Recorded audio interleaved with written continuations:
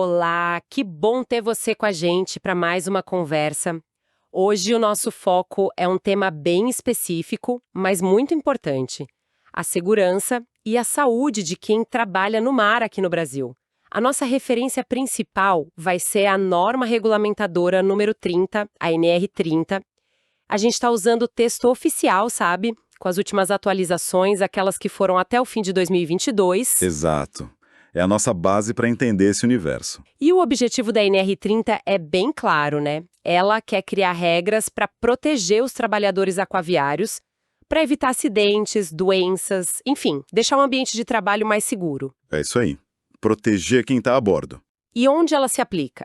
Bom, em embarcações comerciais, tanto as brasileiras quanto as estrangeiras que operam por aqui. Pense em navios de carga, de passageiros, de serviços diversos. E tem até um anexo só para pesca comercial, que é um mundo à parte, né? A gente chega lá. Sim, importante mencionar isso. E outra coisa, a NR30 não anula outras normas gerais de segurança, ela complementa. Mas olha que interessante, tem uma exceção. Ah, sim, aquela das embarcações solas. Isso. Navios que seguem as regras internacionais da Convenção SOLAS e são auditados por classificadoras reconhecidas, bom, esses podem não precisar seguir algumas NRs brasileiras, tipo a NR10 de eletricidade ou a 13 de vasos de pressão, se eles tiverem os certificados internacionais em dia. É um jeito de reconhecer que já existe um padrão de segurança alto ali, né? Evita a duplicidade. Exatamente. Então, a nossa missão aqui hoje é entender melhor como essa NR30 funciona na prática, quais são os pilares que ela estabelece para a segurança e para o bem-estar de quem vive e trabalha no mar. Vamos mergulhar nisso. Para começar, a norma já define responsabilidades, né? Uma coisa que me chamou a atenção: a empresa não só tem que ter um plano, mas precisa escolher e treinar alguém da tripulação para ser o responsável pela NR30 a bordo. Isso é fundamental. Traz a responsabilidade para perto da operação. Não fica só lá no escritório em terra. E o trabalhador também tem sua parte, claro. Tem o dever de avisar se notar alguma coisa errada, alguma falha que possa ser um risco. É uma via de mão dupla mesmo. Com certeza. E essa responsabilidade a bordo se materializa muito no PGRTA, o Programa de Gerenciamento de Riscos no Trabalho Aquaviário. Ah, o PGRTA. Explica um pouco mais sobre ele. Então, o ponto-chave é que ele é feito por embarcação. Cada navio tem o seu. Ele usa a base da NR01, que é a norma geral de gerenciamento de riscos, mas, assim, totalmente adaptado para a realidade marítima. E ele não substitui o PGR da empresa em terra, tá? São coisas complementares. O PGR-TA é específico para o ambiente daquela embarcação. Entendi. É uma customização necessária, imagino. E ligue para barcos menores, aqueles até 500 de arqueação bruta, existe uma ferramenta mais simples de avaliação de risco do próprio governo. Isso deve ajudar, né? Ajuda bastante, sim. Descomplica um pouco para os armadores menores. Mas voltando ao PGR-TA, ele exige que vários procedimentos operacionais estejam bem documentados e disponíveis a bordo. Que tipo de procedimentos? Olha, são vários, tipo, como fazer a manutenção com o navio operando, o que fazer se o tempo ficar muito ruim, como garantir que o acesso ao navio seja seguro, como movimentar carga pesada, como lidar com a interação com outras unidades, tipo plataformas, e até como fazer as manobras de atracar e desatracar ou fundear com segurança. São operações críticas, né? Com certeza. Situações de risco potencial. Exato. E o mais importante, esses procedimentos não podem ser genéricos. Eles têm que derivar da análise de risco específica daquela embarcação feita no PGRTA e ficar anexados a ele. Faz sentido. Ligar a análise ao procedimento prático. Isso. E outra coisa, o PGRTA não é para fazer uma vez e esquecer. A norma manda revisar a cada 3 anos, no máximo. Ou antes, né? Se mudar alguma coisa importante, uma tecnologia nova, um processo diferente, ou se acontecer algum acidente que mostre uma falha na análise. Exatamente. Tem que ser vivo, atualizado. É um ciclo de melhoria contínua. Legal. Agora mudando um pouco para a parte da saúde. Além do PCMSO, que já é conhecido da NR7, a NR30 traz umas coisas mais específicas para o mar, né? Sim, traz sim. Para os marítimos, por exemplo, ela adota os padrões médicos de uma convenção internacional importante, a STCW. Então, o ASO brasileiro, que é o Atestado de Saúde Ocupacional, ele convive com esse certificado médico internacional. E o ASO tem que estar a bordo. Uma cópia dele, sim.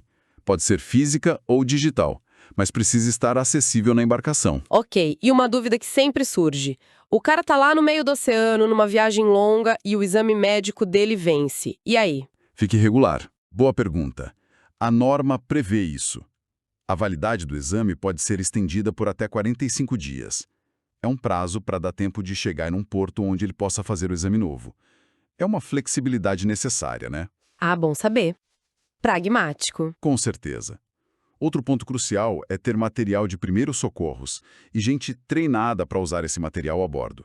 E se o navio tiver enfermaria, ela tem regras também.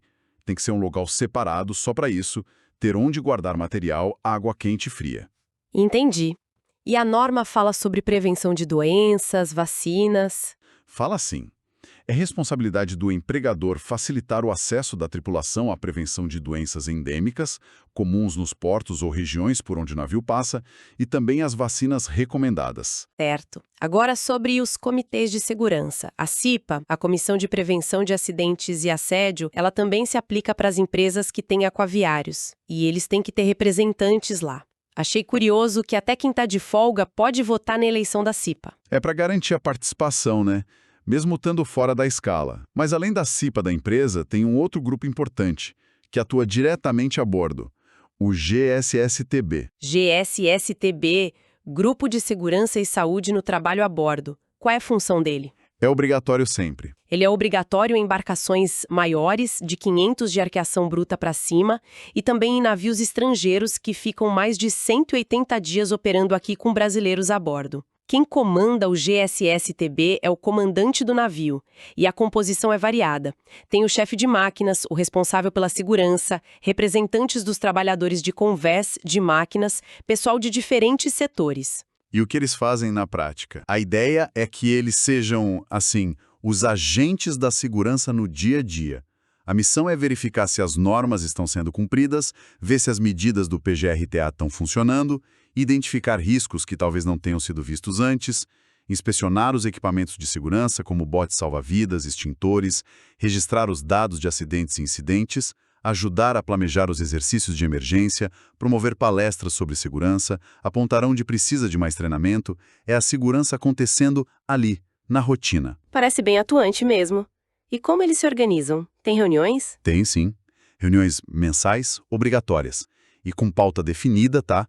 Ler a ata anterior, discutir relatos de risco, avaliar as ações de prevenção, checar equipamentos, investigar acidentes, se houver, analisar as condições de vida a bordo também, e uma vez por ano tem uma reunião mais, digamos, estratégica com o pessoal do SESMIT da empresa, o Serviço de Segurança e Medicina do Trabalho. Essa reunião anual é presencial. Preferencialmente sim, mas a norma permite que, em alguns casos, seja por videoconferência. Mas a ideia é ter esse alinhamento mais profundo entre a bordo e terra. E se a empresa for pequena e não tiver SESMIT próprio, ela precisa contratar uma assessoria para fazer essa avaliação anual junto com o GSTB. Entendi. Uma estrutura completa para manter o foco em segurança. Agora vamos falar de uma parte que impacta muito o dia a dia. As condições de vida a bordo.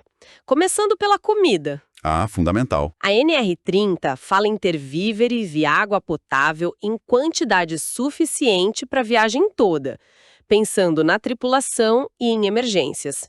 E o armazenamento tem que ser correto, claro. Mas e o cozinheiro? Precisa ter sempre? Olha, se a comida for preparada a bordo, sim, precisa ter um cozinheiro profissional. A exceção é para viagens muito curtinhas, menos de 12 horas, e que tenham apoio de terra para fornecer refeições prontas, garantindo a higiene, claro. Fora isso, o cozinheiro é regra. Entendi. E os camarotes? Eu fiquei impressionada com o nível de detalhe da norma nessa parte. É verdade, ela detalha bastante. Camas individuais, espaço entre elas, escadinha para a cama de cima, no máximo 2 uma em cima da outra, e não pode bloquear a janela, a vigia. Até o tamanho do colchão, quase 2 metros por 80 centímetros. E a distância do chão, colchão certificado pelo Inmetro. Exato. E a roupa de cama, quem fornece e lava é a empresa. Em navios maiores, ainda tem que ter mesa, espelho, armário. Nossa, verdade. Um lugar decente para descansar, isso não é luxo, é essencial para a saúde física e mental. Faz todo sentido olhando por esse lado. Tripulante cansado é risco. Com certeza. E essa preocupação se estende, né? Salões de refeição com piso que não escorrega, mesas e cadeiras fixas, cozinha com boa ventilação, gás guardado do lado de fora, banheiros com privacidade, água quente e até lugar para lavar e secar roupa de trabalho com máquina em navios maiores. A norma tenta cobrir a vida a bordo de forma bem ampla mesmo. Voltando para as operações. Como fica a segurança quando precisa fazer manutenção com o navio em movimento? Essa parte é crítica. Tem uma regra básica e muito importante. O tripulante que está fazendo manutenção não pode, ao mesmo tempo, estar responsável pela vigilância da navegação ou pela operação de carga. Tem que ter foco total na manutenção. Certo, não dá para dividir a atenção. De jeito nenhum. E o processo para fazer essa manutenção exige, primeiro, sempre, uma análise de risco, a AR. Quem coordena é o responsável pela NR30 a bordo e tudo tem que ser registrado. E se a análise indicar um risco maior? Aí entra a permissão de trabalho, a PT. É uma autorização formal, específica para aquela tarefa, com validade limitada, geralmente 24 horas no máximo, e isso é obrigatório para trabalhos mais perigosos, tipo solda, pintura com spray e jateamento. Entendi. A norma também menciona seguir as regras de espaço confinado, NR33, e trabalho em altura, NR35, né? Exatamente. E para trabalho em altura, a NR30 traz condições bem específicas do ambiente marítimo que obrigam a parar o serviço na hora. Como o quê, por exemplo? Bom, se a iluminação ficar ruim, se começar a chover, se o vento passar de 20 nós, que dá uns 37 km por hora, se as ondas tiverem mais de 2,5 metros, ou se o próprio balanço do navio estiver muito forte. São riscos que só existem ali, né? Totalmente, adaptação pura ao ambiente. E sobre movimentação de carga, com guindastes e tal. Aí a palavra-chave é certificação e inspeção. Os equipamentos de guindar e os acessórios, tipo cabos, ganchos, tudo isso precisa ser certificado. E essa certificação tem que ser renovada, no máximo, a cada 5 anos. E a capacidade máxima tem que estar visível. Sim, bem clara no equipamento, e as inspeções são rigorosas. Tem a inicial, antes de usar pela primeira vez, tem a periódica, anual, tem inspeção se fizer algum reparo importante e tem até uma checagem visual, diária, que o próprio operador faz antes de começar. Tudo registrado em relatório, claro. Uma cultura de verificação constante. E para as outras máquinas e equipamentos em geral? A NR30 diz para seguir a NR12, que é a nossa norma mãe de segurança em máquinas. Mas, de novo, tem aquela ressalva. Se o equipamento já foi certificado por uma classificadora internacional e é mantido como no projeto original do navio, alguns itens da NR12 podem não se aplicar. O foco é garantir que as proteções existam e funcionem e que tem espaço seguro para circular em volta. Ok. E para garantir que o pessoal saiba usar tudo isso com segurança, como funciona o treinamento? Tem um treinamento inicial obrigatório. Tem que ser presencial, de pelo menos 4 horas. E o que ele cobre? Cobre as condições de trabalho a bordo em geral, os riscos específicos daquela embarcação, que vem lá do PGRT, né? O uso certo dos EPIs e EPCs, e, se for o caso, como operar as máquinas de forma segura. E é só uma vez? Não. A cada 2 anos precisa ter um treinamento periódico, uma reciclagem. Certo. E um ponto que sempre me parece de alto risco: o acesso à embarcação. Nossa, sim, é um momento crítico.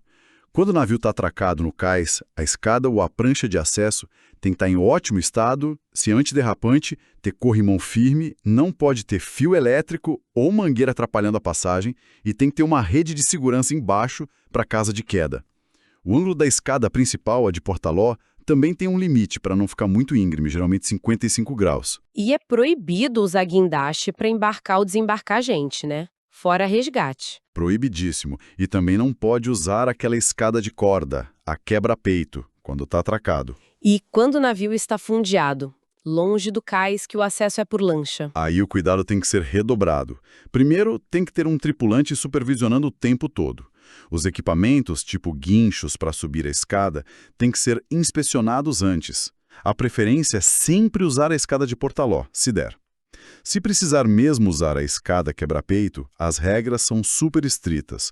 A altura máxima de 9 metros.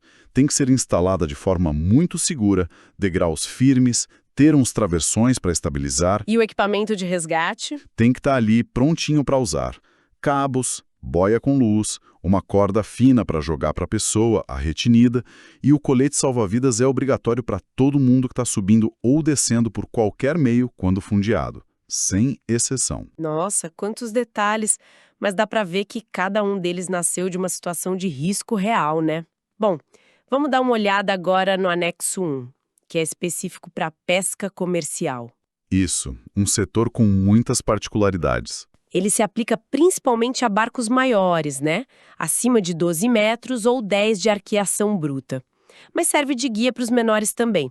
E já começa definindo os termos. O que é barco de pesca, pescador profissional, o dono, armador, o comandante e patrão de pesca. Exato. E já estabelece as obrigações do armador.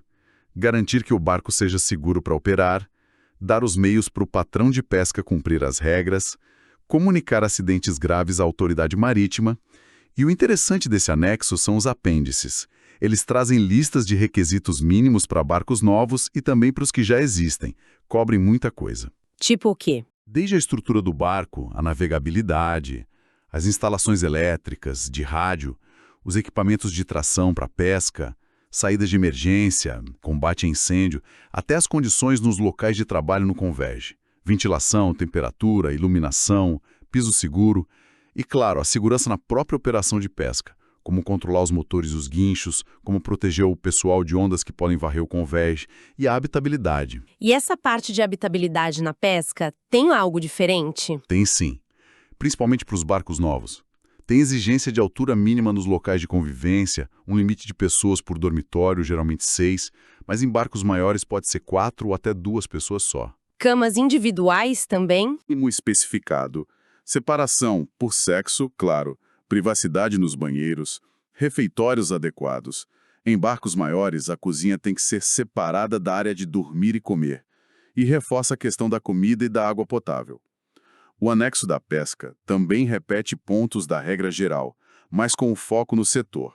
Por exemplo, os exames médicos, o PCMSO, são custo do armador. Tem que ter material de primeiros socorros e gente treinada. A proporção é 1 treinado para cada 10 pescadores a bordo. E a formação? Essencial. O armador tem que exigir o certificado de habilitação da Marinha, tem que dar informação sobre os riscos daquele tipo de pesca e daquele barco específico e garantir treinamento prático. Treinamento em quê? Combate a incêndio, salvamento, como usar os equipamentos de pesca com segurança, sinalização marítima. E tem um apêndice inteiro só sobre os meios de salvamento e sobrevivência. Balsas, coletes. Tem que ser adequados para o barco, estar prontos para usar, ser verificados sempre e o pessoal treinado com exercícios todo ano. Ufa. Então, olhando para tudo isso que a gente conversou, a NR30 é realmente um regulamento denso, né? Bem abrangente. Muito. Ela tenta cobrir todos os ângulos do trabalho no mar, desde como o navio é construído e mantido, passando pela rotina, a qualidade de vida, a saúde, o treinamento, até o jeito seguro de fazer cada tarefa. Exatamente. O que fica muito claro é essa tentativa de equilibrar exigências técnicas, muitas delas, como a gente viu, alinhadas com convenções internacionais importantes como SOLAS e STCW, com ferramentas de gestão da segurança, como o PGR-TA para cada barco e o GSSTB, atuando ali no dia a dia. E, claro, sem esquecer o lado humano, as condições de moradia, comida, saúde. O fato de ter um anexo só para pesca mostra essa preocupação em adaptar a regra para as diferentes realidades do mar. É uma norma complexa, sem dúvida. Talvez seja um reflexo da própria complexidade que é viver e trabalhar embarcado, né? Com certeza. E isso, acho, nos leva a uma reflexão final interessante. Com tantas regras escritas, tão detalhadas, O que será que realmente faz a diferença na prática? Lá no dia a dia, num ambiente tão isolado, tão dinâmico quanto um navio. Talvez a chave esteja menos na letra fria da norma e mais na cultura de segurança que se vive a bordo.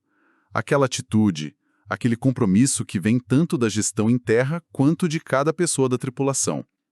Será que essa cultura não é o ingrediente final que transforma o papel em segurança de verdade? Fica aí a pergunta para a gente continuar pensando.